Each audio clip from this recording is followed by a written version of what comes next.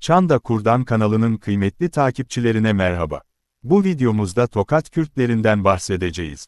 1849 yılına ait, Osmanlı'ya ait 7782 nolu deftere göre, Tokat Zile'de şu Kürt aşiretleri vardır: Zafaranlı, Canbeg, Tercanlı, Yazgülü, Şeyhan, Çelikan, Yazıcı ve Mezbur. Ayrıca aynı defterde, şu köylerde Kürtler olduğu belirtilir: Kazin, Meşher, Kızılçin, Kızılca, Araplar ve İsa-i Sağır. Zafaranlı, Elazığ, Dersim ve İran-Horasan Kürtlerinde hala da büyük bir aşirettir. Diğer aşiretler ise, Konya ve Ankara Kürtleri arasında yoğunlar. 1933 yılına ait, Cumhuriyet Arşivinde bir belgeye göre ise, 74 hane olan Kürt Bazikli aşiretinden ailelerin, Tokat'ta dağınık olarak Türk köylerine serpiştirileceği yazılıyor. 2021 yılında Yeni Yaşam gazetesinde yayınlanan bir yazıdan öğrendiğimize göre, bu 74 hane, Gerdikan ve Sarıtarla köylerine yerleşmişler. Videonun sonunda bu yazıyı sizlerle paylaşacağız. Profesör Mehrat İzadi, Tokat'ın Zile ilçesinin ismini, Kürt Zilan aşiretinden aldığını belirtir. Tokat'ta Kürt köyleri. Tokat'ta 80'den fazla Kürt köyü tespit ettik. İşte o köyler: Çırdak, Geksi, Taşlı Çiftlik, Dedeli, Bağbaşı, yeni adı İbisp, Şatroba, Çarıksız, Dazya, yeni adı Gümüştop, Şenyurt, Kalaycık, Geyran, yeni adı Buzluk, Beyçayırı, Aladup, yeni adı Dere Çiftlik, Kınık, Eksel, yeni adı Cipril. Bu köyde Kürt Badılı aşireti yaşar.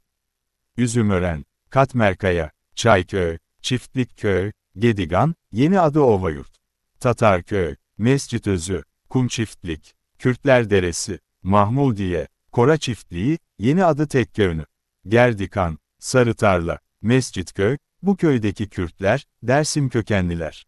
Adamlı, Kızılcaören, Beykonağı, Kışla, Uzunöz, Çayören. Bu köydekiler, Kars kökenli Kürtlerdir. Derekışla, İsa Bekir Kağızman, şimdi Büyüközlü yapılmış. Narlı Kışla, Herami Kışla, Zeki Kışla, Cel-U Kışla, Yolaçık, Yücepınar. Bu köydeki Kürtler, Dersim kökenliler. Kırtanos, şimdi Yolkonak yapılmış. Fero, şimdi İncirlipınar yapılmış. Kuruseki, Dersim kökenli olan bu köy, Divriğinin Fero, yeni adıyla İncirlipınar köyündeki Kürtlerle akrabalar. Çambulak, bu köyde Zaza Kürtler yaşar. Durudere, bu köyde Zaza Kürtler yaşar. Sulusaray, Yeşilyurt, Artova, bu üç köydeki Kürtler, Drejan aşiretindenler.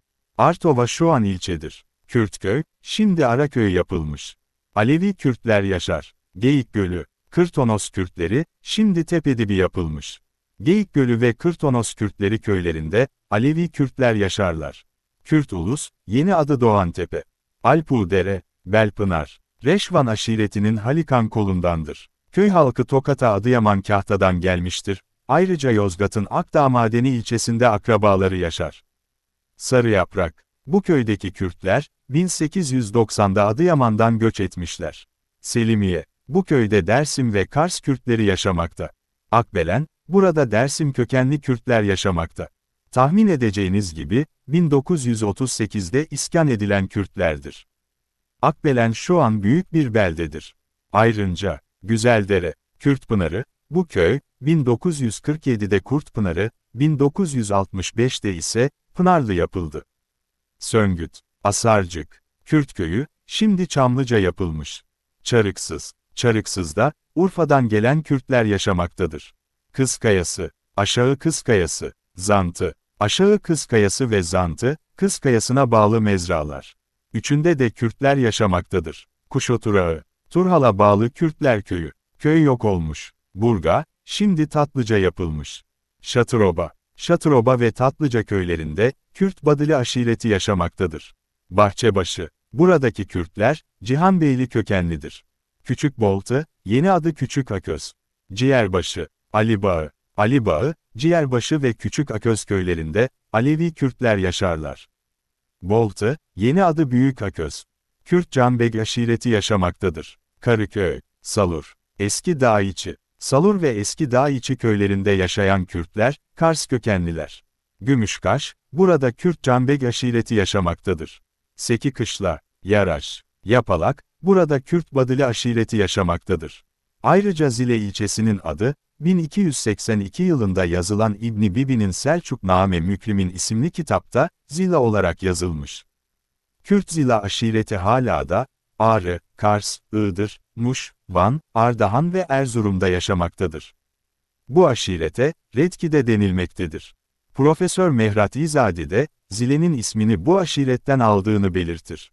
TRT Kurdi'nin 2020 yılında Zile köylerinde yaptığı bir programda, Narlıkışla köyündeki program konuklarından biri, Zile'de Kürtlerin 50'den fazla köye dağıldığını belirtmişti. Konu açılmışken şuna da değinmek istiyorum. TRT Kurdi'nin muhabirinin, Narlıkışla köyündeki çocuklarla Kürtçe sohbet etmesi, beni çok gururlandırmıştı. 1920'lerde Zile çevresinde başlayıp, civar şehirlere yayılan Aynacıoğulları isyanını çıkartanların da, Kürt oldukları belirtiliyor. Kurtuluş Savaşı'nda 66 isyan, kitabının yazarı Erçıkan, kitabında Aynacıoğlu isyanı hakkında şu bilgileri vermektedir. Aynacıoğullarının başları, Rüştü, Hasan, Mehmet ve Çerkez Musa idi. Aynacı Rüştü, Ali, Aynacı Hasan ise Haydar adlarını da kullanmışlardır. Çiftlik Bucağı'nın Arap köyünden amca çocukları İsmail, Pazar'ın Çarksız köyünden Molla Mehmet, Kirkoroz köyünden Çarkoğlu Mustafa akrabaları olup, bunlarla işbirliği yapmaktaydılar.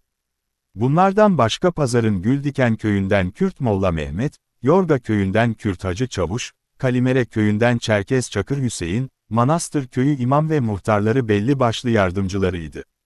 Gerek akrabaları ve gerekse işbirliği yaptıkları kimseler, hükümete taraftar gibi görünmekte, özellikle hükümet mensuplarını inandırmış bulunmaktaydılar.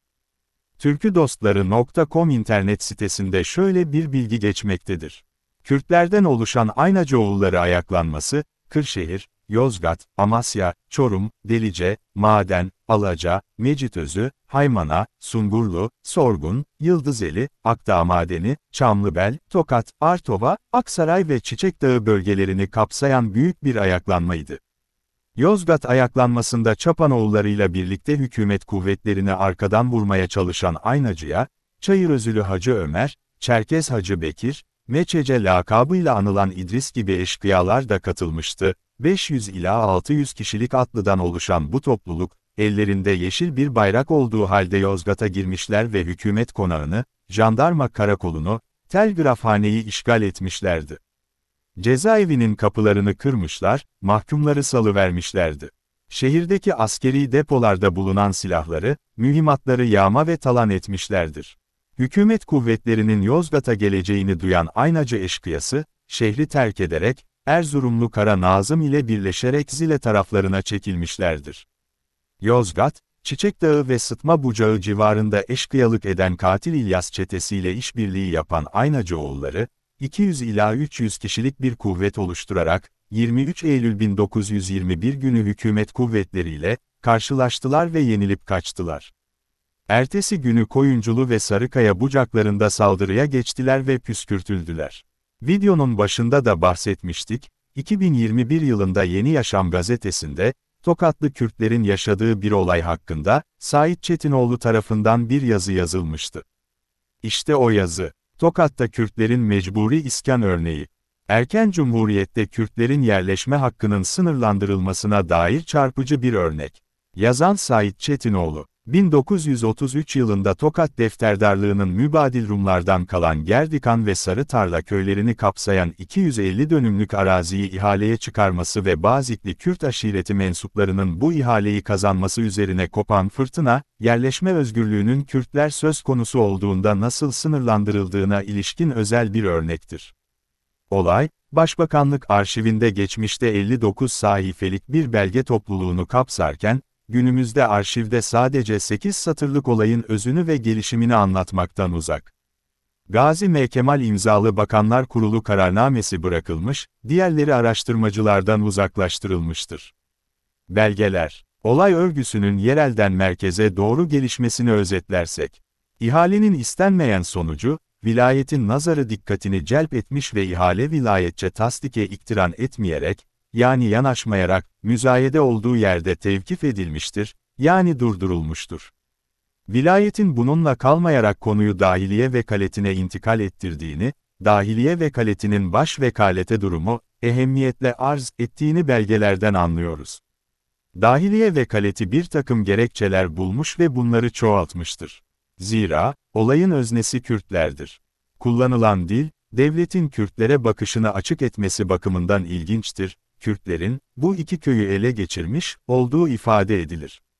Kürtler sanki başka bir yerden gelip silah zoru ile buraları zapt etmişler gibi, son derece sıradan bir işlem zorlama argümanlarla süslenerek olmayacak gerekçeler üretilerek ihalenin iptali normalleştirilmektedir. Kürt zenginleri bulunmaz bir sığıntı olabilecek istidatta olan bu köyleri ele geçirerek Yozgat vilayetinde göçebe bir halde bulunan Kürtleri de buralara toplamaya gayret eyledikleri ve artırma sonunda 250 dönümlük araziye ait müzayedenin üzerlerinde kalarak bakiye arazinin de aynı zenginler tarafından alınmasına teşebbüs edildiği ve şimdiden de ev inşa etmek üzere hazırlığa başladıkları. Kürtlere dahiliye vekaletinin duracağı bir sınırı olduğunu kabul etmek çok zordur. Bu Kürt aşiretinin bu iki köyü ele geçirmesindeki gaye gayet sarp olan bu mevkide şekavet yapmaktan ve Kürt çemberini tevsi etmekten ibaret ülkülerine, set çekecek, Türk kanını taşıyan, ekte listeleri bağlanan, Geygel Türk aşiretinin 885 nolu kanunun 3. 9. ve 6. maddelerine göre yerleştirilmelerini, isterken, Kürtlere ceza kesilmesini şu cümlelerle istemektedir. Ve buralarda tekasüf etmeye, çoğalmaya çalışan Bazikli Kürt aşiretinin de, bu vilayet dahilindeki Türk köylerine serpiştirilme suretiyle, aynı kanuna istinaden dağıtılıp yerleştirilmeleri hususunda, Yüksek Vekiller Heyetinden, karar istihsaliyle tebliğine müsaadeyi devletlerine ehemmiyetle, arz ve istirham eylerim efendim. Dahiliye vekaleti, baş vekalete hareket tarzı ile ilgili isteklerini sıralarken Tokat Defterdarlığı'nın bağlı olduğu maliye vekaletini de bir tezkere ile sığaya çektiğini, maliyenin, baş vekalet yüksek makamına, savunma babında yazdığı yazıdan anlıyoruz. Kürtlere yaklaşım, vekaleti Müşaruni Leyhan'ın, adı geçen, teklifi veçiyle o havalide bulunan bu kabil arazinin satılmaması, emir ve tasvip buyurulduğu takdirde, evvelce satışı yapılmış olan yerden, madasının müzayedelerinin tehiri icap edenlere tebliğ edilmek üzere, yüksek iradelerine intizar ve dahiliye vekaletinin tezkeresi ile, merbutları rapten takdim olunur efendim. Baş vekalet 5 Kasım 1933 günlü kararnamesiyle, Kürtlerin yarışma ile aldıkları Gerdikan ve Sarıtarla köylerine, Gaygel Türk aşiretinin yerleştirilmesi ve haddini bilmeyen Kürtlerin, Türk köylerine serpiştirilip yerleştirilerek, çoğalmasının önüne geçilmesi. Bakanlar Kurulu'nun 5 Kasım 1933 gün ve 5326/2540 sayılı kararnamesiyle, cezalandırılması kararlaştırılarak, taraf bakanlık olan Dahiliye ve Maliye Vekilliğine bildirilir. Kararname, görülen lüzum üzerine, Tokat vilayetinin Pazar nahiyesine bağlı mübadil Rumlardan kalan Gerdikan ve Sarıtarla köylerine 885 numaralı kanunun 3, 6,9. maddelerine göre 50 hanede, 207 kişiden ibaret Gaygel Türk aşiret efradının iskanları ve ilişik listede yazılı 74 hanede 391 kişiden ibaret Bezikli Kürt aşiretinin, Tokat vilayeti dahilindeki, Türk köylerine serpiştirilme suretiyle yerleştirilmeleri, Dahiliye Vekilliği'nin 3 Eylül 933 tarih ve 3943 sayılı tezkeresi üzerine icra vekilleri heyetince 5 Kasım 933'te kabul olunmuştur.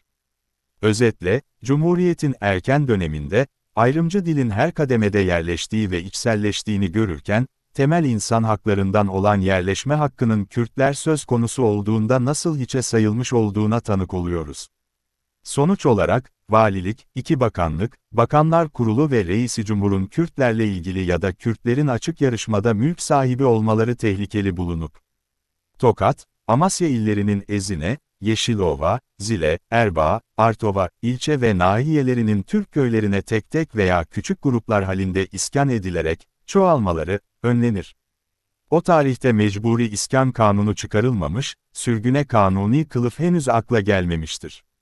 Devletin tepesinden zeminine resmi ideolojisi küçücük bir toprak parçasının satışında dahi nasıl bir zincirleme bir ısrarla sürdürülürken ittihatçı nüfus mühendisliği olanca berraklığıyla billurlaşıyor. Bir videomuzun daha sonuna geldik, eksik veya yanlışlar varsa yorum yapın, yeni program yaparız. Bu tür çalışmalarımızın sürebilmesi için, YouTube Çanda Kur'dan isimli kanalımıza katıl ve süper teşekkür bölümleri ile destek olun. Esen kalmanız dileğiyle.